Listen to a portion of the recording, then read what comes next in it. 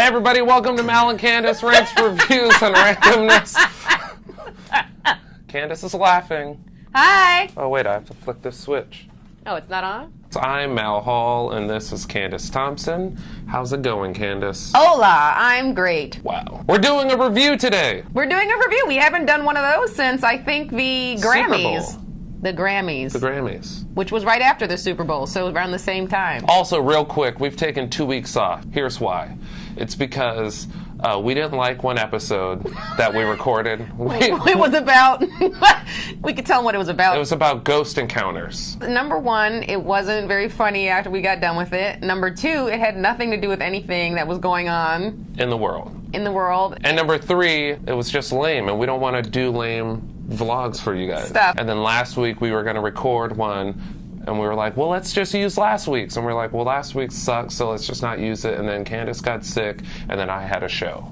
So that brings us here to this exciting episode, the review of O.J. Simpson Made in America on ESPN. The 30 for 30. Incredible documentary, 5-part documentary series. All of the episodes, it's 10 hours of documentary about the O.J. 10 Simpson hours? case. Yes. I knew each one was an hour and a half, but I can't do math very well, so. 10 hours. So I was like, that's like 4 hours. What did you think, like, of the entire project? Oh my God. Like, first of all, they didn't even need to make that FX American Show. Crime Story. Yeah. This completely negated that. Like, anyone who watched this will not even remember that show ever existed. I mean, we were so young when that happened. Yeah. You know, I was like 4. I mean, you're 24 now, so. Right. I mean, yeah. So I was like 4, you know, so I was like still in diapers practically when he murdered her. To be fair to that FX show, it was a fictional, like, reenactment. This was a in-depth documentary of O.J. Simpson, and more than that, I think the thing I liked the most was that it covered race relations in Los Angeles for the early 90s. For the 60s through the 90s, that entire, like, time period, a lot of stuff that I did not know.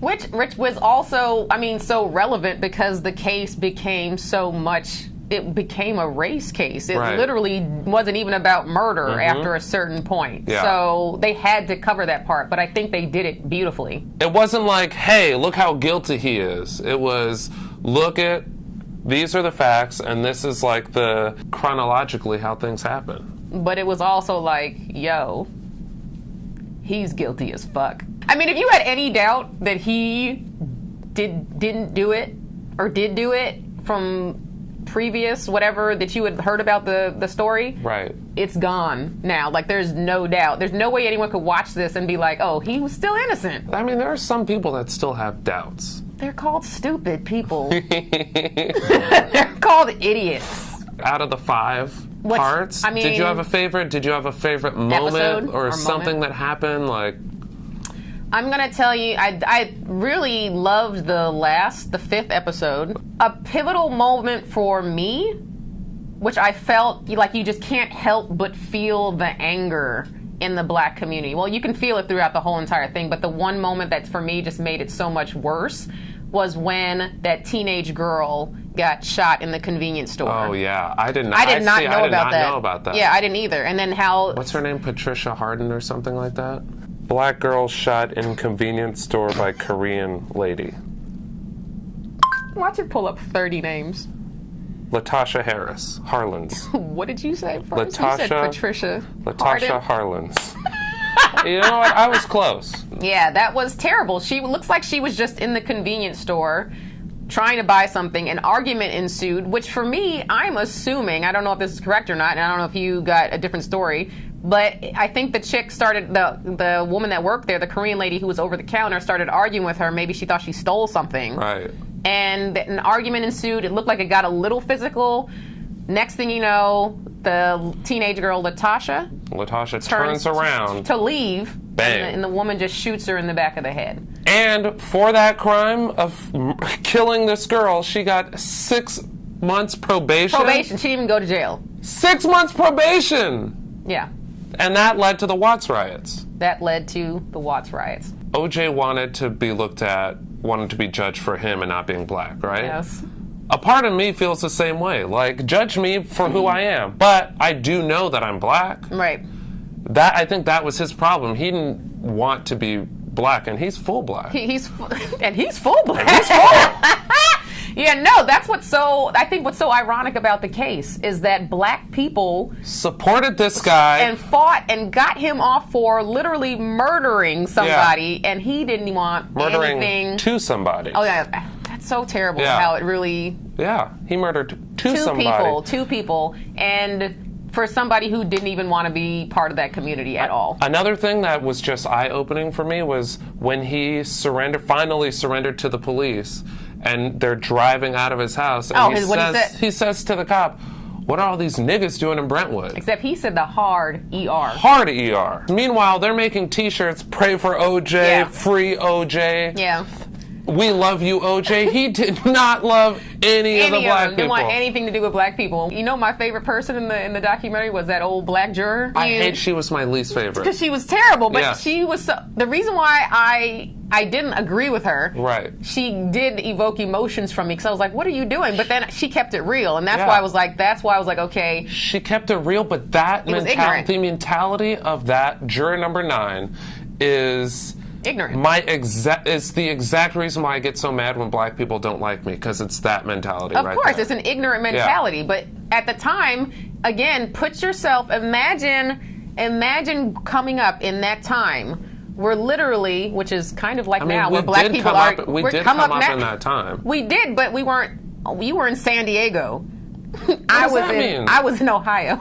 I mean, imagine being in LA during that time, during those riots, where you were seeing all that happening, which is honestly not that far from what's happening right now in the U.S. with black people getting shot in the streets unarmed. She was literally like, "Yeah, we convicted him, or we let him off. Yeah, we knew he did it. Yeah. That was basically that was basically her attitude. Yeah, we know he did it." But that was we just sticking it to the white man. They basically let him off out of spite. Right. Yeah. Spite for white people. You know what? I felt terrible by the end of the 3rd episode, just because for a period of time in my life, I believed that he was innocent. Because that case happened when I was still living with my father, who's black, and it was like that was a proud moment for black people. It was. Even that Chappelle joke about like black people celebrated too hard when OJ got off. Like, ooh, that justice system, it burns, don't it? Yeah, like it was like that. And watching this, I felt so dumb for like believing that. I mean, I remember, when I was 4, and I heard the verdict. Like, a part of me was relieved. Right. A part of me was like, yes. Yeah. But that was because I didn't know. I mean, even from what they showed, I guess I didn't follow it. Like when they were, doing the recording live from court, whatever. Right. I didn't follow that, so I didn't know. I was just kind of 4-year-olds. You only watch cartoons, right? So they didn't have a cartoon version of the court case. Right. The defense team did what they had to do to get their client off, but I do not agree with their tactics at all. No, it was a show. It was a circus, like they said. It was. Right. There was. I don't know how they could sleep at night because they all knew he was guilty. Mm-hmm. They knew he was guilty. They had to know. They knew. Oh, they knew. That's why every time they asked, they asked the one attorney that was in charge of all the blood stuff, "Do you believe that blood was planted there?" And he was like, "You keep asking me if I believe." He's like, "It's not my job to believe." I'm like, just say yes or no. What about OJ's dad being gay? Yeah, that was a bombshell, huh? I didn't know that. I have a theory. What? In light of this Orlando shooting that just happened at that gay club, and finding out that guy was a closeted homosexual. Was he? You didn't hear about that? No. Yeah, the guy who shot up was, he wasn't even closeted. He was gay. He was closeted, to his wife, but he went to that nightclub. He was on Grindr. He was on, there's a guy, one of his lovers came out and did an interview. That's crazy. But I had already had a theory that there's a link between violence and, sociopathy and men who are closeted homosexuals, because there's a rage that's inside of them because they can't be who they truly are, right. and it ends up coming out in violence. Now, given that information, and then finding out how violent OJ was towards Nicole, and finding out that his father was gay, and also there have been articles written and studies done about there being a gay gene, meaning that it's hereditary, makes me think that perhaps OJ was closeted homosexual who acted out violently towards women. But also, something they did not discuss in the documentary was Kato Kalin. Remember that strange man that was just living in OJ's guest house and we don't know why? Right. What was that about? Conspiracy? I think so.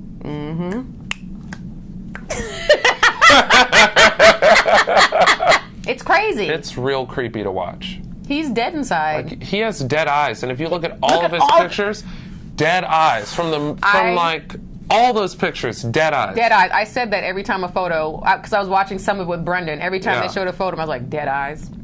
Creepy. Look at him. Dead Creepy. eyes. But it's a very powerful piece of, I mean, do you call it cinema? I mean, it's a documentary, so yeah, I guess so. It's a powerful documentary.